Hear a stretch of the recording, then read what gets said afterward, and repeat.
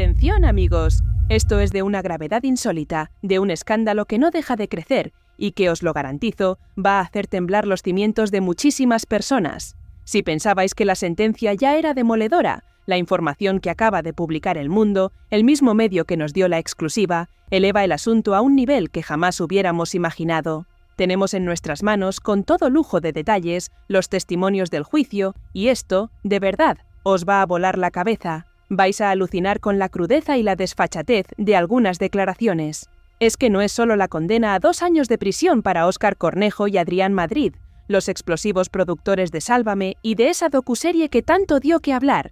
Es ver cómo intentaron justificarse, cómo se pasaron la pelota los unos a los otros y, sobre todo, cómo Rocío Flores, con una entereza admirable, los puso contra las cuerdas con una declaración sencillamente demoledora. Os aseguro que lo que vamos a comentar hoy aquí, palabra por palabra, frase por frase, no tiene desperdicio y revela una verdad que muchos se han empeñado en ocultar.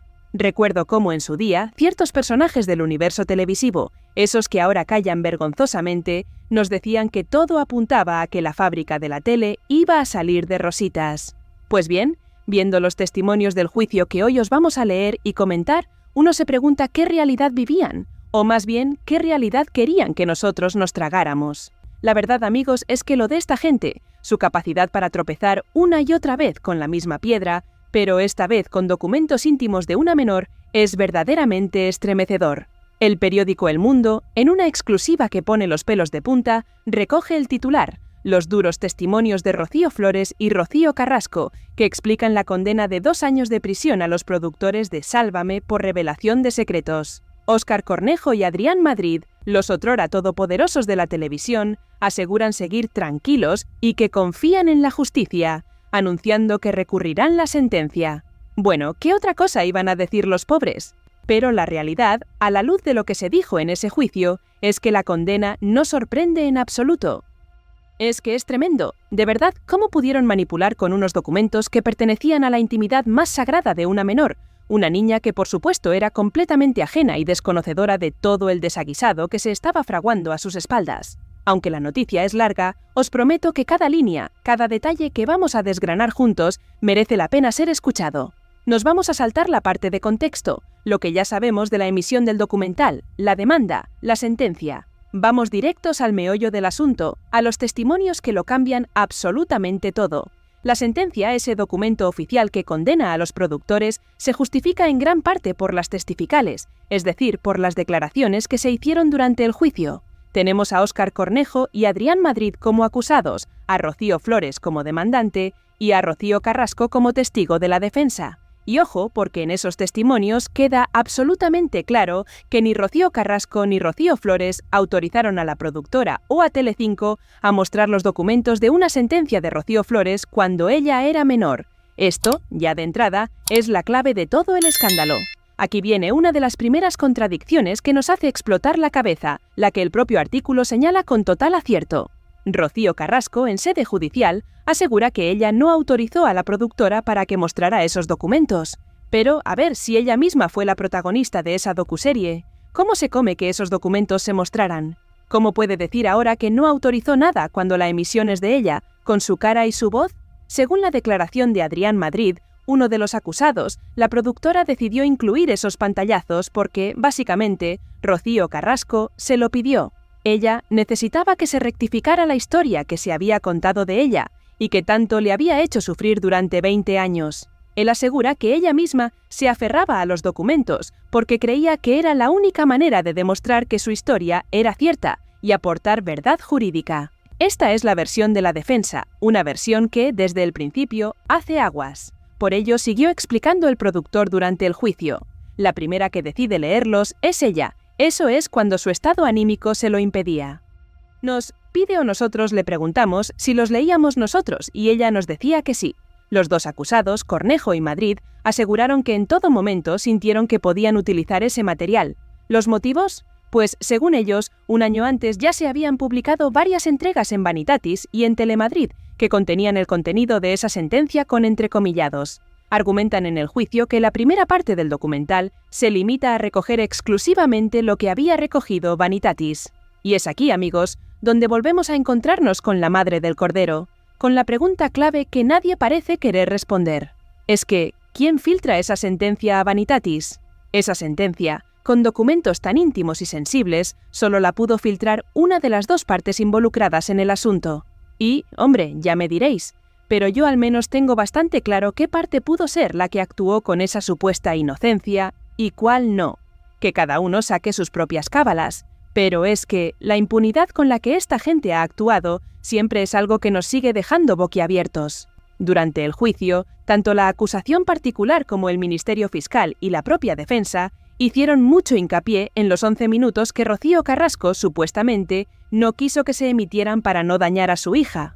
En esos 11 minutos, al parecer, se relataban situaciones increíblemente duras de lo ocurrido cuando Rocío Flores era menor.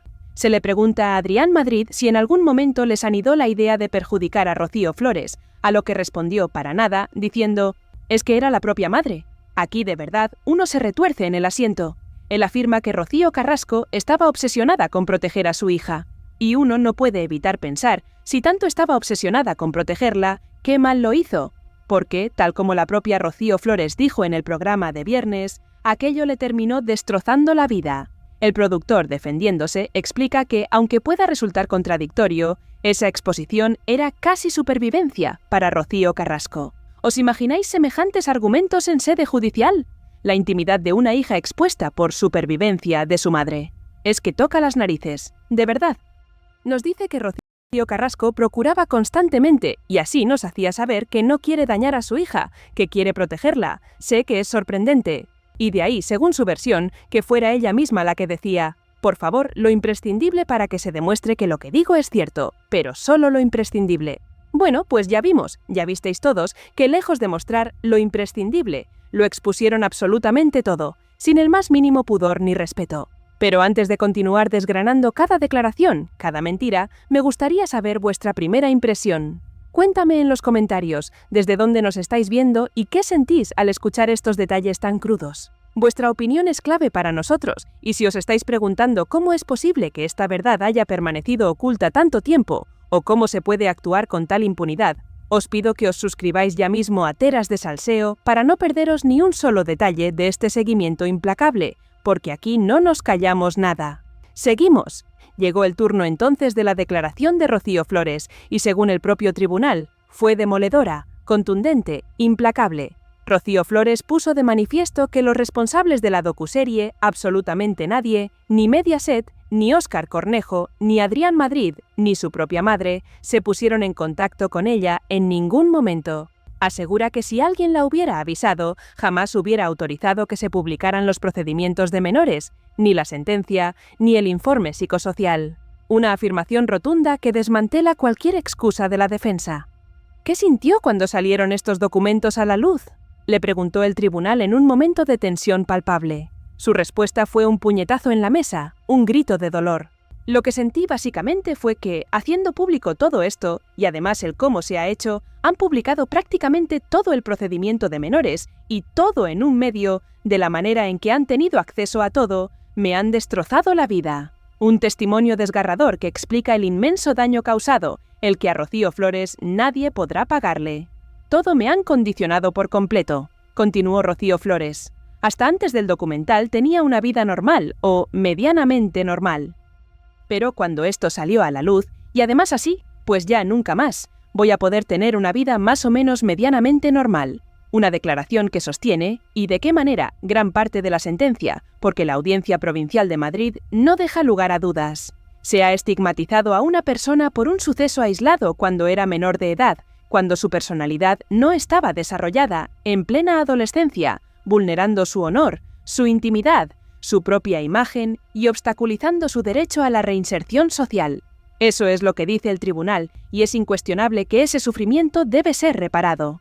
No hay más ciego que el que no quiere ver, y parece que muchos se empeñan en seguir con los ojos cerrados. Yo lo he notado mucho en mí, continuó declarando Rocío Flores, a la hora de relacionarme con la gente. El hecho de que todo el mundo tenga conocimiento de todo el procedimiento de menores, o casi el 99%, tanto a la hora de salir a la calle, a la hora de poder tener una relación con cualquiera, con todo, han publicado lo más íntimo que tenía cuando era menor de edad, Ahora tengo 28 años y no he tenido ningún problema con la justicia.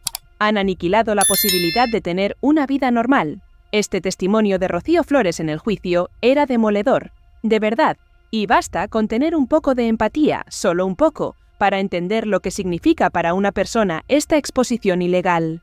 Nos explica con una crudeza desgarradora cómo esa exposición le ha marcado de por vida, afectando cada aspecto de su existencia, desde salir a la calle hasta relacionarse con cualquier persona. Pero ojo, que esto no es lo más alucinante de los testimonios. Lo que viene ahora os va a dejar helados. Tras este duro y emotivo testimonio, su abogado le pregunta por una de las cuestiones a las que se agarraba la defensa para intentar demostrar que Rocío Flores dio su consentimiento para que se hicieran públicos todos esos datos de lo acontecido en el año 2012. Es entonces cuando la acusación particular le pregunta por el día en el que, en el programa de Ana Rosa, dijo textualmente: «Quiero que se emita todo». Claro, a esto se agarraban como a un clavo ardiendo. ¡Qué trileros son! Lo son en la televisión, lo son en los juzgados y, visto lo visto, uno no sabe si lo son en todos los ámbitos de la vida. Pero Rocío Flores, con una claridad meridiana, les desmontó el chiringuito. Lo explica ella misma sin titubeos. Lo que dije fue que quiero escuchar el testimonio de mi madre, que no se omitan esos 11 minutos que dijeron que iban a omitir de la docuserie. ¿Os acordáis de todo aquello, verdad? De esta manera, Rocío Flores deja claro, con una contundencia brutal, que se refería exclusivamente a esos 11 minutos que su madre no quiso que se emitieran, pero para nada, al resto de lo que se hizo público. Fijaros cómo cogieron una frase, la sacaron de contexto y la manipularon para que pareciera que ella había autorizado la emisión de todos esos documentos íntimos. Es que de verdad, la manipulación roza el delirio. Y aquí, amigos, es donde el delirio alcanza cotas inimaginables, donde la narrativa se vuelve completamente inverosímil y donde la justicia pone punto y final a una serie de artimañas que, sencillamente, os van a dejar boquiabiertos. Quedaba la declaración de Rocío Carrasco como testigo de la defensa, y lo que viene a continuación es la bomba final que desarticula por completo cualquier intento de justificación de la fábrica de la tele. Preparaos, porque esto es un giro que nadie esperaba, o que muchos no querían que se supiera. Ella relató, para poner en contexto al tribunal, que es ella misma quien se pone en contacto con Óscar Cornejo y Adrián Madrid para contar su verdad. Lo hace, según su propio testimonio, después de un intento autolítico en el año 2019, una situación de extrema gravedad donde afirmaba: «Porque ya no quiero seguir viviendo». Es en ese momento, al despertar en el hospital, cuando decide que esto no va a poder conmigo y que esto se tiene que contar y que yo tengo que contarlo y tengo que contar la verdad. Y de paso añadió: «Que me paguen un buen dinero, que yo lo valgo y porque me lo merezco». En cuanto a la documentación sobre lo ocurrido en el año 2012 con su hija, Rocío Carrasco afirmó que facilitó la documentación para que se coteje que lo que estoy diciendo es verdad. Es decir, que entregó los papeles para que se verificara su versión, no para que se exhibieran públicamente. Y es aquí, amigos, donde Rocío Carrasco suelta la bomba de las bombas, una declaración que contradice brutalmente toda la emisión de su docuserie. Ella deja claro, ante el tribunal, que ella no dio consentimiento para que se publicara esa documentación. ¿Cómo se come esto? ¿Cómo es posible que Rocío Carrasco, la protagonista absoluta de una docuserie donde se emitieron esos documentos tan sensibles de su hija, diga ahora que no dio consentimiento para que se publicaran? Esto es un auténtico disparate, una incongruencia que cualquier persona con un mínimo de sentido común no puede entender. Nos encontramos ante una contradicción flagrante que va a dar mucho de qué hablar y que explica, en gran medida, la sentencia condenatoria. Pero ella sigue con su declaración, y aquí viene su explicación, que es igual de alucinante, o incluso más. Palabras textuales en el juicio. Ahora usted me pregunta si usted facilitó la documentación para que fuera pública o se publicara, y dice que no. Yo facilito la documentación para cotejar que la versión que yo estoy dando no es mentira, que es verdad, es real y es fidedigna. Punto pelota. Es decir, su argumento es que la entrega fue únicamente para verificación, no para difusión. Una distinción cuanto menos conveniente. Continúa explicando en un intento de eludir su responsabilidad. Cuando estoy haciendo la grabación, yo tengo la documentación conmigo y tengo la documentación que leo. No muestro, pero leo. Y añade, de forma aún más sorprendente: cuando la grabación termina, yo estando en emisión, viendo mi pantalla, no sale el documento. Eso es posteriormente cuando se hace la edición del programa. Con esta declaración, Rocío Carrasco está, ni más ni menos, que echando toda la culpa a la productora, a la fábrica de la tele, argumentando que ella no sabía nada de la inclusión de esos pantallazos en la edición final. Es ella la que lee, pero luego es la productora la que los muestra. En un momento de su testimonio, Rocío Carrasco soltó una frase que revela mucho sobre su actitud y su percepción de todo el proceso. Claro que lo leo, porque aquí quien la paga, quien ha pegado la paliza, es a mí. Evidentemente, esta referencia a la paliza no tenía ninguna necesidad de ser dicha en un entorno judicial, pero nos muestra el tono y la disposición con la que afrontaba el juicio. Es una actitud que, de verdad, no deja a nadie indiferente y que contrasta con la gravedad de lo que allí se dilucidaba. Centrándonos en la clave del asunto, el argumento de Rocío Carrasco es que ella no autoriza a que se muestre esa documentación, que en la docuserie ella simplemente se limita a leerla. Según su versión, es ya en el proceso de montaje y edición de la docuserie cuando esos documentos acaban incluyéndose. Esto, interpretado de forma directa, significa que está echando la culpa a la productora, a la fábrica de la tele, afirmando que ella no sabía absolutamente nada de esa decisión. Una postura difícil de creer para quien era la máxima protagonista y beneficiaria del proyecto. El Ministerio Fiscal, ante estas evasivas, le pregunta entonces si era consciente de que esos documentos salían con pantallazos en el programa antes de la emisión. Rocío Carrasco, con una respuesta que también nos deja atónitos, responde que no, pero añade un contexto que según ella justificaría su desconocimiento. Yo he realizado unas grabaciones y yo estoy en un estado personal donde yo estaba mal. No quería saber, no quería ver, no quería leer, no quería nada. Quería hacer eso. Esta es su explicación, su intento de eludir la responsabilidad por la difusión de los documentos de su hija. Lo más alucinante, lo que nos hace preguntarnos en qué mundo vive esta gente, es cuando Rocío Carrasco añade que tuve conciencia de lo que es el documental en sí, lo que supuso, de lo que fue y cómo fue. Unos 6 meses después. 6 meses después. Está diciendo que cuando grabó todo lo de la docuserie, ella no era consciente de la repercusión que iba a tener, que no fue consciente hasta que pasaron medio año. ¿Qué está queriendo decir entonces? ¿Que si lo hubiera sabido no lo volvería a hacer? Es un claro intento de escurrir el bulto, de desentenderse de las gravísimas consecuencias de sus actos. Aunque el Ministerio Fiscal insistió varias veces, con la paciencia de un santo, para que Rocío Carrasco contestara si dio autorización o no, la evasión era constante. Tuvo que ser la presidenta de la sala la que interviniera, ya harta de rodeos, y le dijera: si tiene capacidad, la pregunta es clara. ¿Usted autorizó para que esa documentación se publicara? Aquí lo que la presidenta le viene a decir, de una forma muy diplomática pero muy firme, es: señora, déjese de historias y vayamos al grano. ¿Autorizó usted o no autorizó que esta gente publicara esa documentación?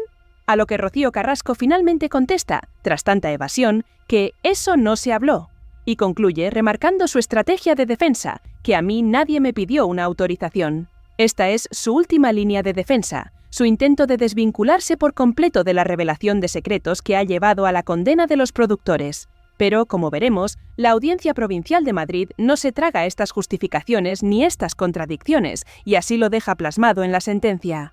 Es por ello que la sentencia de la Audiencia Provincial es tajante y asegura, sin dejar lugar a dudas, que se revelaron aspectos muy íntimos de la menor.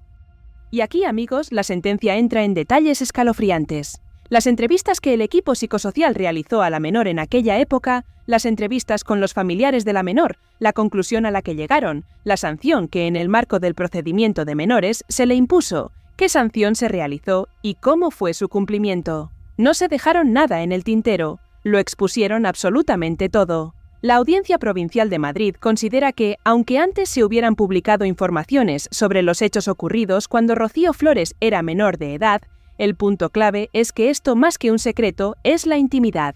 Por tanto, el tribunal concluye que esto no justifica que se incorporaran en el documental informaciones, que estaban incorporados en un expediente judicial y, por tanto, se revelaran datos reservados de carácter personal y familiar. Es innegable que su difusión y divulgación supone un atentado a la esfera íntima personal y familiar de la menor en la actualidad mayor de edad. Una vez más, la sentencia es clara, contundente y no deja margen a interpretaciones. Mucha suerte a Óscar Cornejo y a Adrián Madrid con ese recurso, porque la van a necesitar, y mucho. Es absolutamente tremendo lo que acabamos de ver, cómo Rocío Carrasco reconoce en ese juicio que ella no autorizó que se mostrase la documentación de su hija en esa docuserie que ella misma protagoniza. Y, por arte de magia, o más bien, por arte de una edición sin escrúpulos, esa documentación se termina mostrando, a pesar de que ella no autorizó, no sabía nada y no era consciente. Es un auténtico disparate, y lo más grave es recordar cómo ciertos medios y periodistas, en verano, nos decían que la declaración de Rocío Carrasco había sido impecable y que lo más seguro era que la fábrica de la tele iba a salir inocente. Otro suceso inexplicable de la prensa de este país, que cuando se trata de este tema y de estos protagonistas, porque esto no es ni la primera ni la segunda vez que pasa, nos cuentan una realidad completamente distorsionada y ficticia. Ahora que afortunadamente lo estamos conociendo todo con lujo de detalles y hemos podido leer y comentar esos testimonios, yo creo que a más de uno se le tendría que caer la cara de vergüenza por haber intentado manipular la opinión pública. Yo no sé qué pensaréis vosotros de todo esto, de todo lo que hemos comentado, pero me parece que la verdad, por fin, se está abriendo paso. El daño causado es inmenso y la impunidad en este caso se ha topado con un muro. Os invito a que dejéis vuestras opiniones en la caja de comentarios, porque vuestra voz es fundamental para nosotros. Y si os ha gustado el vídeo, si valoráis el trabajo de investigación y el análisis que hacemos, dadle un buen like y suscribíos a Teras de Salseo si todavía no lo estáis. No os olvidéis de activar la campanita para no perderos ni una sola de nuestras próximas revelaciones. Muchísimas gracias por vuestro apoyo y por vuestro tiempo. Nos vemos muy pronto en el próximo